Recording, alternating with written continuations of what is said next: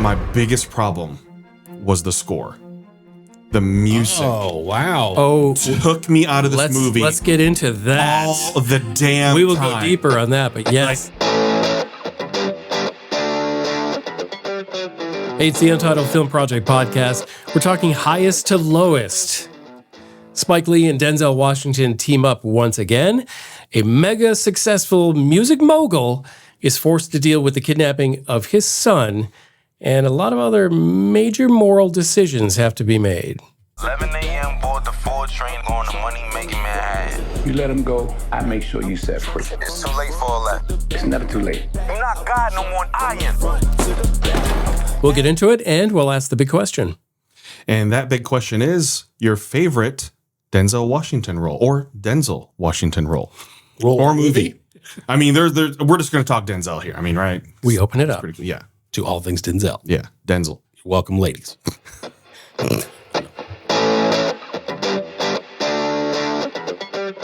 All right, let's get initial takes on highest to lowest. It was in theaters for a brief time, and now it's streaming on Apple Plus. Gover, what'd you think? I have one initial take, and I'll leave the rest up to you guys. Did you feel, at moments, it felt like it was a play? Because, for example, okay, I think they just found out the news about their son, and Denzel Washington his character, of course, walks out of a room, but they show it from Jeffrey Wright's perspective on the right side. So now they show him from behind him, and it's Denzel, and then they show his wife's angle, her POV, not POV, but her that side of the stage, and then they all convene. And it felt very much like it was a Broadway play, like a play, but it was shot that way, even though it was not, obviously. Yes, it was. Was it really? I mean, no, it wasn't shot that way. I was like, wow, I just learned something. Yes, it was. I definitely felt the same thing you felt, but there's a good reason. In those shots, in the way a lot of this movie is done, this is a remake of another film, High to Low, a Kurosawa movie, Yes. which I'm going to be one of those guys. Oh, I know the Kurosawa. It's one of the few ones that I know really well because it's a really good movie. But it is shot in the same way. Okay. Where it is a room and you just have characters within a room as if it was a stage play. So I definitely felt it, and I think it was intentional. Okay. I watched this movie having had watched the movie it was based on, which is also based on a book before that.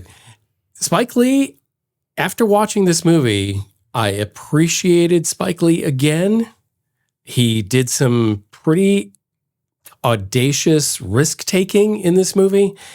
And it also made me question, is the era of Spike Lee belonging to another time and not now? I have that question. Interesting. Okay, so you both are posing questions with your initial take. You don't have to. It's No, the question I'm not. It's No, what no. I asked myself. No, I'm not. So maybe I have harsh opinions because I know this movie is getting a lot of acclaim, but it was hard for me to fully get into it until the third act. And I can't disagree with you there. And so the pacing was off often. It was some weird cuts. And I say weird because it threw me off. And obviously there's inspiration coming from an original, right? But it didn't flow with the way that I was trying to watch the film when it was just awkward cuts of the same thing in different views. It was really awkward to me that he took the call and we didn't hear the caller when it was told. So at first I'm thinking, because I didn't have any recollection of the original, of was this a fake out? Because we didn't hear a voice of, I've given back your gun, da da da da da. Didn't hear that. My biggest problem was the score.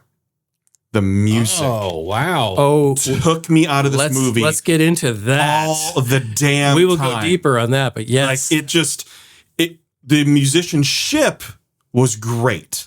Like I enjoyed the music on its own, but dear God, it did not fit this film in hardly any scene to me. It took me completely out of the film. It was distracting the entire time that I did not know why this was being played during this moment.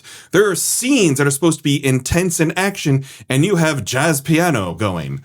And it didn't match what was supposed to be happening. And again, that may be influence taken from previous things. Totally understand that. But No. Okay, so in that point, then it so much didn't make sense with the music, and it got so loud that it was overpowering scenes. It did. I agree with that. And taking me out so much, and that's to me, to take something from Go over here. That's points off. Oh, plural. That's points off when you distract me so much from serious moments in a movie.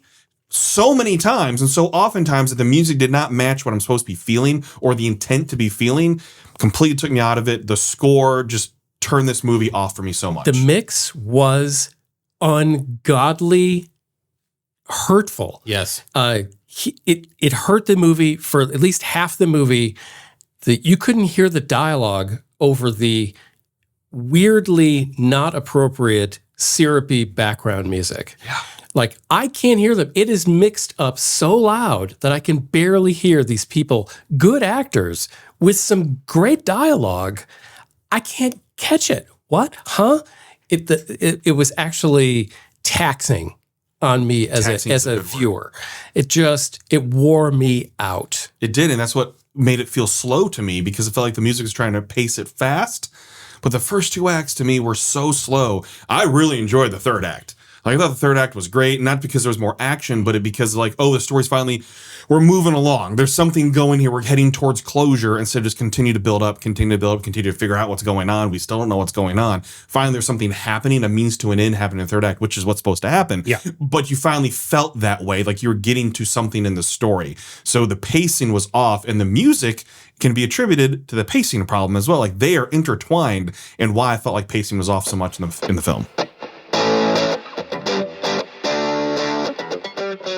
Best part of the movie for me was Denzel Washington, his chemistry with Jeffrey Wright.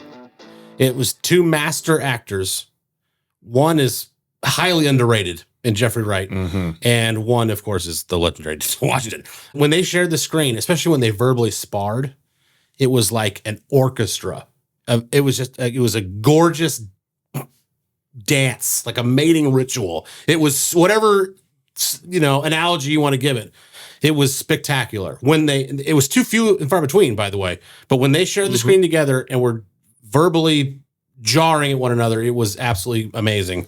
So that was the best part of the movie for me. Really, really enjoyed that. The worst part of the movie was A$AP Rocky. I have nothing against hip hop artists trying to be actors and all. I know he's done other stuff. I'm not saying anything about that. I actually enjoy his music. My point, though, is that when he was on the phone, it wasn't like a natural breath or some sort of, it was just more like, you better bring me the money or I'm going to kidnap your son. Don't piss me off. It's going to be bad. Like, it was like, no one talks like that.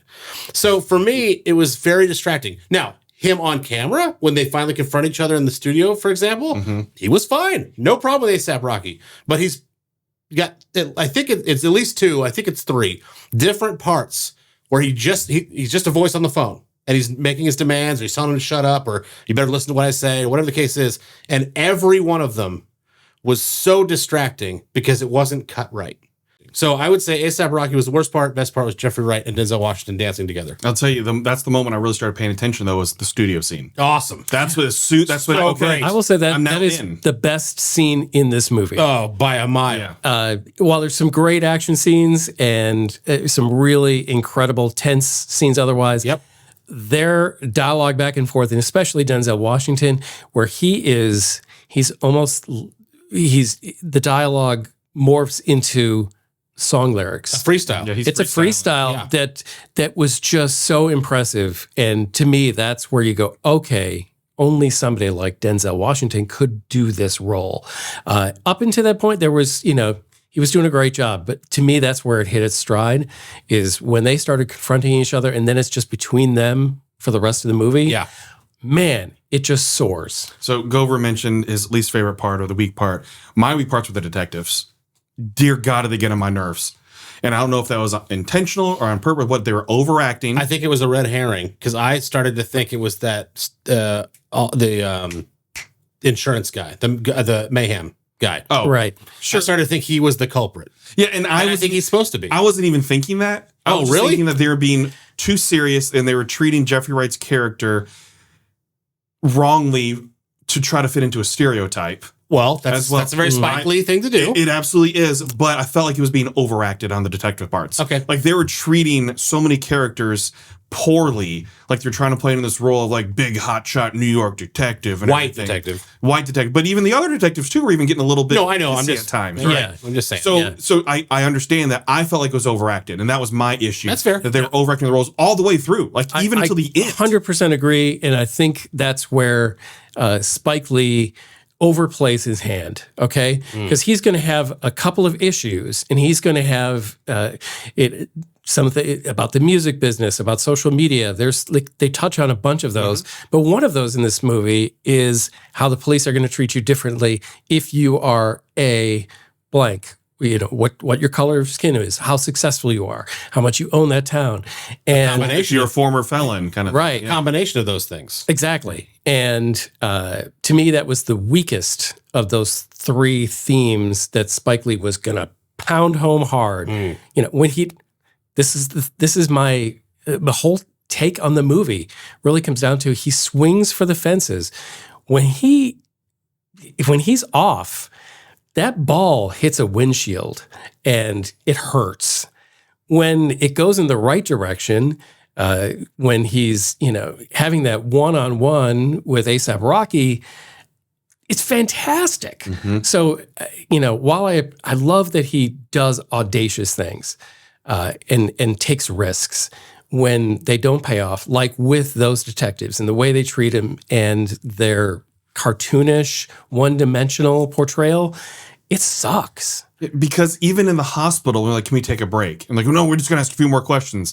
Can we take a break? They're pushing it too much to where it's almost, I'm sure it happens, of course. Right. I don't know. I kept saying, I'm like, who no, talks like that? No one. to other people. And then even when you bring in David King, and he's trying to say like, hey, I have something here, someone who is obviously very powerful and respected in the community as well too, and they basically shrug him off like, we're doing our jobs here. That didn't make any sense to me. That didn't make any sense. I'm going, what are you doing here? Like, this is a legitimate lead, because if you were listening to what the kid is saying about the song he kept hearing, this matches up. That should be a trigger point of like, okay, let's get this over to forensics right now. Then you can kill it. But they shrugged him off, which leads to the whole, we're going to do it rogue on our own, which that's a very important story point, right? Right. But I didn't like the way they handled that. So the detective was least favorite part, weakest links in this whole entire film with the way it is barraged in.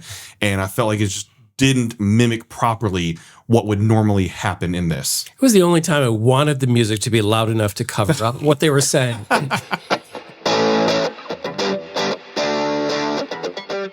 All right, let's get scores on highest to lowest. We've got a lot of opinions. What do we think? Gover. I'm going to go 6.0. I enjoyed the movie for what it was. I'm not going to buy it or go watch it again or whatever. It's not one of those like, hey, you got to watch this, right? But I will say that again, Denzel Washington, Jeffrey Wright together on screen, spectacular. Denzel Washington, A$AP Rocky in that studio scene, spectacular. Like that, those two things right there, those two elements right there, might be why I give it a 6. Honestly, as high as a 6. It's very possible it's more of a 5.5 or a 5 because it's a little bit better than mid because the artistry behind it, again, the acting performances are great, all those things. So you kind of got to bump it up. That being said, everything that we've said is true. Bradford's right. The score was way too high. Excuse me, it was distracting. Jim said it right. The mix was obnoxious. Don't understand where those are going. There is an agenda typically in Spike Lee films, and it was distracting sometimes in this movie. And as we've all said on this show 100 times over, even if we agree with the agenda, we are resistant to it. I don't like being preached at. I don't like an agenda. If I know it's there, if I don't know it's there, obviously props to the filmmaker. But I could see it, obviously, and it was just like, okay, we're gonna do this. All right, fine. So I'm gonna go 6.0, but I will say that I will always remember that studio scene. I think the praise this movie is getting is based heavily on the fact that studio scene basically ends the movie, and it leaves you when you leave the theater or leave watching it at home, whatever it is, you leave going, whoa, because that scene was that good. It was borderline Jack Nicholson, A Few Good Men. Good. That's how good it was. And I think that the rest of the movie was kind of mid and kind of like, all right, it's a movie.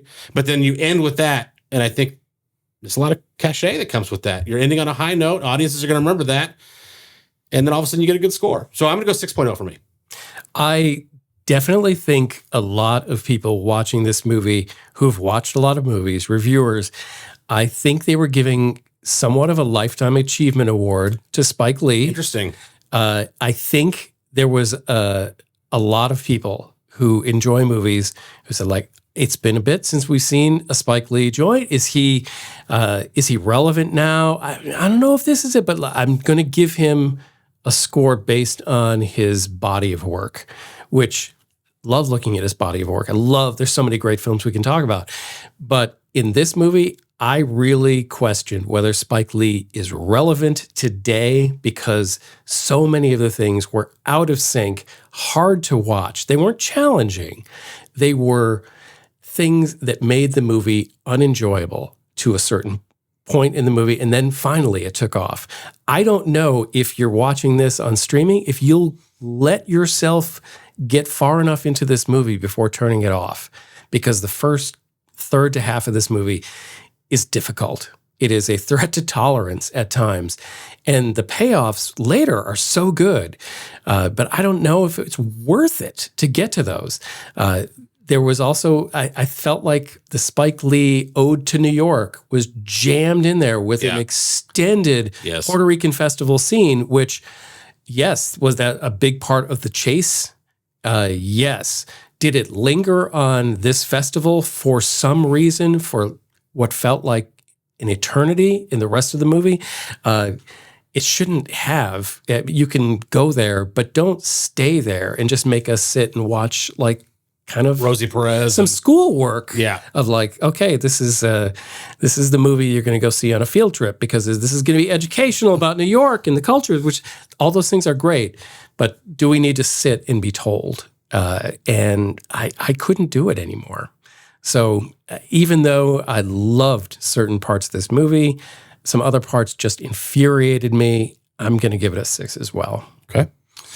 Yeah, Gover, I think you nailed it as well, too, in terms of it ending strong with good performances, because the first 2/3 were very boring to me and awkward because the music and the awkward cuts and just some interesting cinematography that just did not mesh well with my brain. Other people probably going to really enjoy it, right? And that's totally okay. Yep.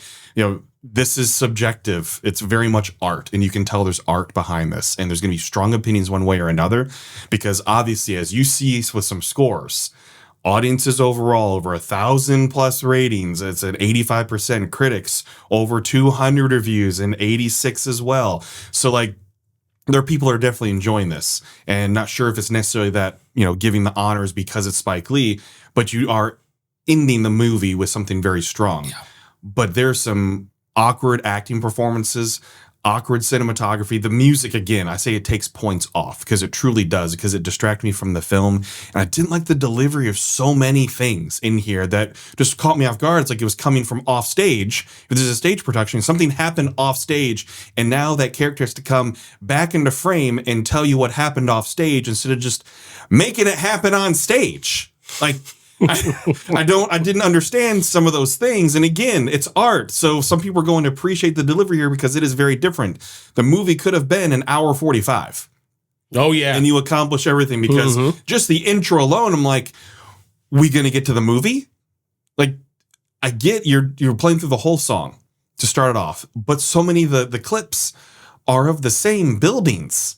From different angles. Show me something different. Like right off the bat, I'm going, oh no. Because I wanted to really enjoy it, right? Because of the actors in here, I really wanted to love this movie because I really enjoy Denzel Washington, especially Jeffrey Wright. He's awesome. He is absolutely incredible. But then again, with the festival and so many other parts, I'm going, why are you dragging this out? So all those factors, I'm going 5.5. Okay. I want to jump in here and just say, check out High to Low. If you think it's not accessible because it's a Japanese film, it's very accessible. But it's about a rich guy whose, kid is kidnapped. Oh, wait, it's not his kid. If you saw the movie, that's not a giveaway. And it's about class, and it's also credited with being one of the first modern crime procedurals. So if you want to see a much better portrayal of police and police work and them doing their job, that's what High to Low focuses on as much as it does the main character and his moral dilemma. It's a very good movie. There's a reason why Spike Lee loves it and everybody else loves it. See High to Low. All right, let's ask the big question. All right, we're obviously Denzel Washington fans here. So what's your favorite Denzel Washington role / movie? I'll jump in, and I'm going to say it's not my favorite movie, but role, because I just think he was just so darn good in it. And it's one I was uncomfortable watching, but it's because he did it so well. It's the movie Flight. Oh, yes. He is a flawed, seriously flawed, arrogant, fantastically talented pilot who saves so many lives in a horrible, airline accident. And then what comes to light after that is just an incredible performance from him. One of those where I don't know whether I need to root for him or root for his demise. And it's because Denzel Washington plays this razor-thin line between those two so well. So for me, it's Flight, because I just like, wow, he's so good. Okay, I'll jump in. I know you said favorite, not best. So I'm going to go Crimson Tide. Okay. Because I watch that movie at least once a year. And his character of being this highly decorated but not yet proven submarine XO, right? He's trying to impress, to a degree, the captain, of course, is Gene Hackman, and the fact that he's got to go through all that while still telling the truth and still being real to the ship and loyal to the sub and the crew, but also trying to, not ruffle any feathers, but at the same time coming to a point where, no, there's a line in the sand, I've got to pick one. And the dilemma through that, it's great. It's amazing. It's not a great movie. It's your typical 90s Jerry Bruckheimer action film, okay? Yep. But it's highly rewatchable, and you said favorite, so I'm going to take you on that one. And so Crimson Tide is my favorite. Obviously, if there was a best, it wouldn't be in the top 10 because Denzel Washington's done so much great stuff. But I'll say if I'm picking a movie for my favorite, Crimson Tide. All right, and for me, obviously going with favorite, and this is because it was a developmental time when I watched this, so it has stuck with me, and that is his role as Coach Boone in Remember the Titans. Oh yes. Yeah. One of the best sports movies of all time. Yes. So good. So rewatchable, so good. The story of the movie, whether how true it is to the actual events that happened. Right. The movie itself is still very, very good and very, very important. And Great story. Yes. And there's so much that I still quote from this movie because, again, I watched this when I was a teenager. It came out in 2000. So I was 17 when this came out. So very developmental time for me. When you watch a movie like that, it sticks with you because of the message throughout the film as well, too, about coming together and sports and football. Like, it's just one of those things that just has stuck with me. And the different quotes like break my foot off in your John Brown hind parts, right? Like it's those types of things too, that is just the Denzel delivery of some of those classic lines in that film as well. I just really enjoyed his portrayal of a head coach. And we've seen him do other movies like that, like Training Day, right? There's other things that he's done, right? That's so good. Rewatched that recently. So great. Right. Saw it again, and it was just like, he's just so good. man, He's what That'd be a, in my top 5. Yeah, see, he's just so damn what a good. character. Yeah. That's my favorite thing because that is a movie I watch at least once a year, especially in the fall. Like, it just makes sense to watch it all the time every fall. So that is my favorite role for him. What is your favorite Denzel Washington role or movie, however you want to put it? Let us know in the comments if you're watching this. If you are listening, you can hit us up on social media. Our handles, Jim Chandler Now. It's Go Overtime. Justin B. Bradford. There's no way we took your selection, by the way, because he's got about 80 films to choose from. There's a few. Yeah. Thank you for listening to the Untitled Film Project Podcast. To support the show, please rate, review, follow, and subscribe. Original music by Jeremy Schwartz. Special thanks to the Music City Film Critics Association. Editing and post-production by Jeremy K. Gover. Voiceover by Chad Bennett.